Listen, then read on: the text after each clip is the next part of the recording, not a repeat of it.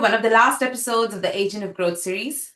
Today, we are talking about sales enablement and its cross section with AI. And to unfold the many aspects of it, I have with me Scott Schnaars. Welcome, Scott. Hey, Padmini, thanks so much for having me on this. Hopefully not last episode. Hopefully just last of the season or something. It's the last of the series of the Agents of Growth. All right. I have more coming. All right, good. Yeah, just for context, for everyone on this call or on this podcast today, Scott and I worked at Cloudinary together, and he led enterprise-led sales as well as PLG-led sales motions. He's a constant learner, dabbling with tools and technologies all the time, and I'm always energized to have a conversation with him. I'm going to let him introduce himself on this podcast here. So that's the super nice introduction. I really appreciate that, and I appreciate having me on the show. Padmini, this has been great. It was fun to watch the last few of these to kind of get caught up on it and see some familiar faces in there too. So that was really nice. As you said, my name's Scott. I've been in enterprise sales basically since I was, I don't know, the last like 30 years or so. I grew up in Philadelphia, moved to California to do enterprise sales for a company called Borland, which probably very few of your viewers are going to remember. But then I've held sales and leadership positions at WebEx, at Yahoo. Most recently, as you mentioned, Cloudinary was a great run, and now I'm running sales for a company called Appen, which is one of the largest AI data collection and annotation firms in the world right now. Amazing. Scott, I'll jump right into the first question about sales enablement and how it's at the cross section right now with AI. The various tools, methodologies, everything is changing pretty fast. So I wanted to get your opinion on it because you've been dabbling with a lot of these AI tools for your own sales teams.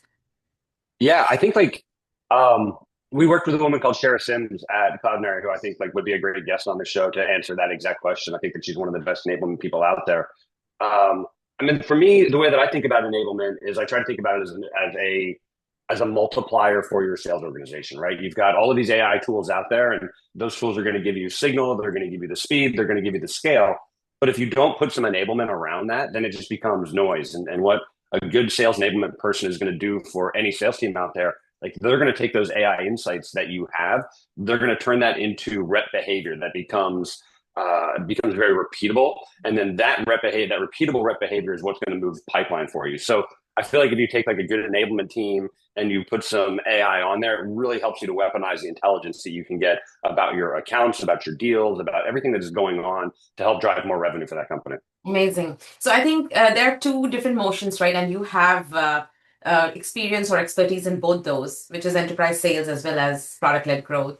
Now, the next question is mostly around, all these tools ecosystems, how they are working to make those two motions more intelligent, right? Maybe we can start with the PLG and then kind of get into the enterprise sales. Yeah. So my role right now at Appen, like I can talk about that as well, but it's very much like very big enterprise deals. We don't really have a PLG motion. But when you and I worked at Cloudinary, Padmini, we did have a big PLG motion there, and I could see AI being applied to their business in a number of ways. So I think there's ways where you could make onboarding way more effective, and then once onboarding, you could leverage AI to create different user experiences to get people to try these new features. So like one of the things that we've been thinking about is, if you take a tool like WalkMe, but you apply some intelligence to it, I think that could make the onboarding a lot more effective for these PLG companies. And then once they're at a certain user or certain usage level, then a drip campaign should start connecting those users to sales, getting them into more of a sales motion, so they can go from that PLG, hey, we're just trying this out on a credit card, to like, oh, now we need to make a big commitment into this. And then once they're working with that sales process, then that experience should use AI to make it a lot more effective. And it just kind of like keeps building upon building upon building upon. And I think it's a lot more than just workflow management. You put some agents in there, and I think that you can create this really amazing PLG customer experience that a lot of companies are starting to dip their toes into, but I don't think that any of them have it quite figured out yet. Yeah, yeah. And what about enterprise sales? Like, do you think there is any AI tools that can make the whole process more intelligent? I know that the people live in Salesforce now, right? And they're like looking at it real time to prospect. Now, how can AI help there, you think? Yeah. I mean, for me and for my team right now, I think what AI is giving us is like, I don't know, Superman just came out and like he's got X-ray vision, right? AI is giving salespeople this like superpower of X-ray Yeah. vision where it's it's flagging risks that are in your deals.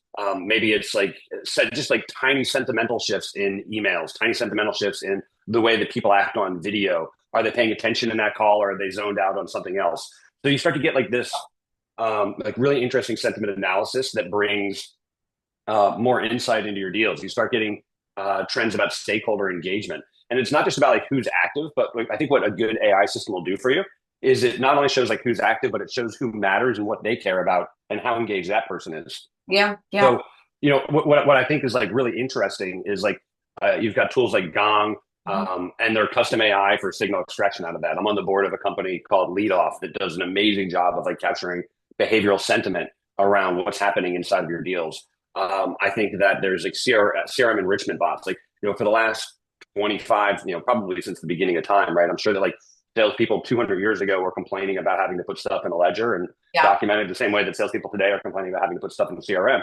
But like now you've got enrichment bots that are taking care of all that. So it's allowing salespeople to focus more on their deals. You've got Slack integrations that can alert you to deal risk and upsell opportunities, right? If you start looking at usage, I think that there's bots that can now predict, you know, is this person going to churn, you know, probably 6 months in advance, which is so much more valuable than just like, oh, I'm going to get a phone call like 30 days in advance saying, oh, you know, we're thinking about leaving. Yeah. And like all of those signals have historically been very anecdotal. And I'm excited now because there's a lot of tools out there that just like make that into real data. Yeah. And how's the adoption been of the teams? Have they taken on to it, or is there a learning curve? I mean, there's definitely a learning curve. There's a little bit of it depends on like the quality of the rep, right? Like if you've got a good rep that thinks that if you have a really good rep that's like open to that kind of support, then they're going to adopt it and they're just going to be like, look, like this is a superpower. This is going to help me make more money.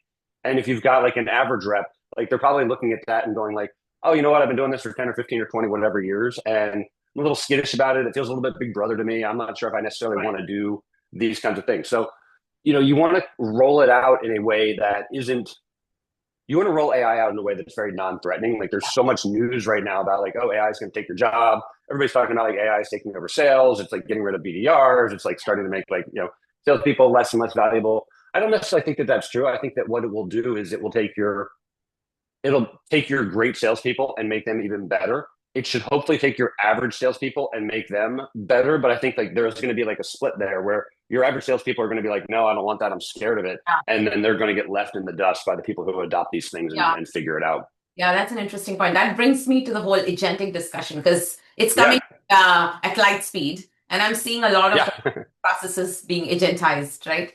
And I'm assuming that But it's are you though? Like I feel like everybody's talking about it and nobody's like actually doing it in a way that's like super effective. Like I know like Lemkin's talking about it and yeah, he's putting a lot into SaaSer. I know like Amos from Swan is doing a lot. They're the only two that I know of that are like actually making a big deal about it. There's like three or yeah, four other people that I follow on LinkedIn. They're like, oh yeah, we run our whole business on agents, and I'm trying to get to that point myself. yeah. Um, There are, but sorry, I to cut your thought, there are a few companies I'm talking to and their founders who've started some agentic stuff on marketing side, events, yeah, marketing, webinars, fascinating stuff. I know it's very early and premature, but it's coming. That's what oh, the 100. I'm not arguing that it's coming. It's definitely coming. But I think it's like we're I think in a lot of ways like we have but like humans always do. Like we grab onto this hype cycle, we get really excited about it, we kind of embrace it, and then nobody does anything, and then it's like oh like I mean we saw it with yeah, remember like when we were at Cloudinary, like NFTs were like all of the rage, and like yeah. everybody's like oh NFTs are going to be the way you pay for everything. I'm just going to use like my monkey picture to pay for all of this I stuff, and know. like This wave's not we all went crazy for 6 months. Yeah, Scott, but I think this wave's gonna stay, right? I do think so because it's just the Yeah, value that it's bringing. And if you look at agents, they're nothing but like, all APIs that are connecting to your legacy systems and making it automated. Like that's how I see it. And so what used to take me like 3 months to run in terms of a campaign is now like taking me probably, I would say, an hour to set up and yeah, run, right? So yeah, 100%. And I think like there's a it's what's really funny to me, Padmini, is I do feel like we've kind of gone. It's like all of a sudden automation has become like a thing. Like we've had automation in our tools forever. Like it's not like all of a sudden like oh my god I've got an automatic drip system. Like we've been doing email sequences in sales for a million years. Like we literally invented that when I was at WebEx. Like how to do that. yeah, Um, it's become a lot more sophisticated and it's cool now. But automation is like that's been in Salesforce since day one, and you can have it set up like once you fill this out and you answer these questions right, then it's going to go to this stage, and once you do this, it goes to this stage. Like all of that like manual work that so many people do in the systems that we have has been we've been able to automate it. It hasn't been until like people went like, oh, agents are going to take your job, you better go figure this out. That people went like, oh shit, I better put some automation into my things. Yeah. What's interesting to me about agents though is like, so I do think like people have adopted automation. Like this was a trigger to kind of get people to go to automation. I think with agents, so when they start thinking for you, like that to me becomes really exciting. Just going to And I don't know if people are quite there yet. Like so for example, like I work with a company called Firmograph, and Firmograph does think for you. So it's a very slick system. I can put in a list of accounts, and then every day I'm getting alerts of, hey, not only like is this news that's coming out, or these are people who've changed their jobs, but like here's a message that you could send to them, and it's custom crafting that message specifically based on those changes that are happening there. So like those are the kind of slick things that I think we're probably a year away from like heavy adoption of yeah. agents that think and kind of make decisions on your behalf. Correct. And I think in this run, right, automation, yes, but in this run, what's happening is, at least on the marketing side, with all these LLMs, they're able to generate content, generate Oh, new. so much content. So that's I think kind of the chasm that automation has now crossed, and it's become all hyper intelligent. And so that's kind of creating that whole thing of, okay, do I need a content writer? Do I need a designer? Do I need a person here to run this? Yeah. So that's on the marketing side though, but on the sales side, Do you think there's going to be pushback on that though? Like, are we all like kind of getting tired of like seeing like the same kind of pros in all of our LinkedIn pitches and the same kind of pros in all the white papers? Like, eventually we're going to tire of that, and it's going to be like, oh, well, how are we going to do this and be original? Or like, I saw somebody this morning and she said something to the effect of like, you have to do outreach with flair. yeah, And like, I do feel like having AI write content for you, especially if you're just like 100% dependent on it, like you yeah. lose that flair. Like, it still feels very mechanical. 100%. And I think that's where the whole human in the loop discussion is coming in, right? Not just for Yeah. monotony, but also for governance, for regulation, for like keeping the ethos of the brand alive, all of those. And I think those are the interesting discussions I'm having in the marketing circles. And I'm sure you're also having those too, right? Oh, absolutely. Yeah. Interesting. So I know that agents are coming, like it or not. What will Oh, yes. what will be your advice to the upcoming sales and marketing folks, who are in graduate schools majoring in marketing and sales? Yeah, I mean, I think it's like a really, to me, I think it's a really fun time. Like when you and I were talking the other day, I mentioned like my kids, my daughter just graduated from college a year ago. My Yeah. son's a senior in college now. And when I talk to their friends, my daughter graduated with a marketing degree. My son's a data science major. Like when I talk to them, like I leave those meetings like so optimistic about the future and like what they can do and what they're going to do for us. Um, my advice to like any old person out there would be like go hang out with a bunch of like 21-year-olds, and like you'll like come out of that feeling like really energized. Yeah. The like I think like the advice I'd give is like this is coming. You should adopt it. You should learn to use it as a learn to use it as an accelerator for your career than a tool that just kind of like gives you some answers. Yeah. Because I think like a lot of people, like there's a lot of people I think that they still don't know what AI is. Like I'm quite certain that like my mom has never logged into ChatGPT. Oh, my wife has never logged into ChatGPT. Like but she doesn't need it. Like she doesn't care. And I think like there's more people in society like that than there are people that are like really really deep adopters that are building their own agents that are running every aspect of their lives. Like so, Yeah. kind of going back to like the crossing the chasm conversation you and I were having the other day. Yeah. The I don't even think we've gotten to the chasm yet on AI. So like I think that if you're coming out of school now, it's like how do I grab onto these things? Because I do think that AI will allow companies to do a lot more with fewer people. So then the question becomes is like, and unfortunately we're going to get into this like have and have not scenario, right? Like either you understand how to use AI and you've really grabbed onto it or you haven't. Yeah. And the ones who I think that have figured it out and use it as an accelerator and not just as a machine that cranks out like my work for me, Yeah. like those are the people who are going to thrive. And I would encourage anybody to like go figure out how do I use these tools to be my accelerant, not my Yeah. mule. Yeah. Amazing. But I think the other discussion that you and I were having about the experience, right? You talked about going into a Four Seasons or going into a Ritz-Carlton and getting Yeah. that very tailored and very customized experience from them, right? And that's all a sales process in the end. and Yep. where AI is probably an overlay and an intelligent layer that can actually orchestrate that experience, right? So Yeah. Like, yeah. yeah, go ahead. Like, what, I'll tell you, like, I feel so embarrassed for salespeople when they reach out to me with a generic message to me about like hiring developers. Like, what the hell do I know about hiring developers? Like, I haven't hired a developer in 25 years. Like, I don't know anything about that. But like these, I'm just getting like a generic message.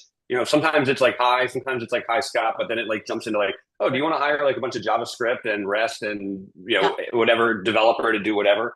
Yeah. Like, that's just like such a waste of a send, and you're going to get spammed out, and you're just going to be in, that's never going to work. Sure. And I do think it's like, how do I, kind of going back to what we were saying about like using agents in an enterprise deal, like if I can make that experience much more of like a white glove, so that every interaction with my company feels like it was custom tailored for you. Yeah. Like that's like that Four Seasons analogy, right? Like when you rock up there and they're like, oh, hey, Mr. Schnaars, nice to see you. And here's your cocktail. We know what you are. Like they know everything about you. Like when I can deliver that as like an enterprise sales professional, Yeah. like, that's the best. Yeah. Yeah. I agree. Any closing thoughts before we sign off?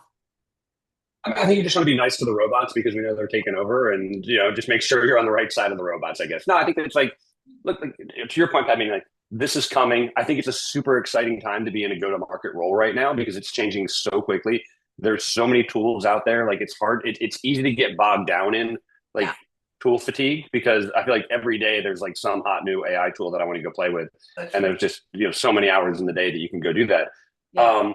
I think like if like an exercise that I'm going through right now is really looking at documenting my day and documenting like every 15-minute chunk of my day so I can start to see like, okay, well, what are the things that I'm doing that need my brain and need my experience on? And then what are the other things that I could just figure out how to build an agent for, or build a bot to go do this, or build automation into it? Yeah. And figuring that out. So I'll probably have that figured out by like the middle of September. Yeah. And then start building some agents around that and see what happens. And that would be like kind of my closing thoughts is like, think about like really look at your day for a month. Yeah. And then go, okay, like here's the things where I was important, right? Like sitting down with my team and doing one-on-ones, strategizing on deals, going and meeting with clients. Like those are things that I need to be in person for. Things like, oh, I've got to run this report. Oh, I need to do analysis on this thing. Oh, I need to go build a territory plan. Oh, I'm going to do a comp plan. Like all of that stuff is like pretty generic, and I can have AI do those things for me. Yeah. And then just spend 5% of my time like tweaking it and fixing it. Yeah. Yeah. Robots are coming. So I hope so. Help yourself to become a better version of yourself with them. Yeah. Let's go. Thanks, Scott. Thanks for joining. I mean, great to see you. You bet. Thank you. Okay. And thanks, everyone. And I'll see you in the next podcast. Ciao. Cheers. Thank you.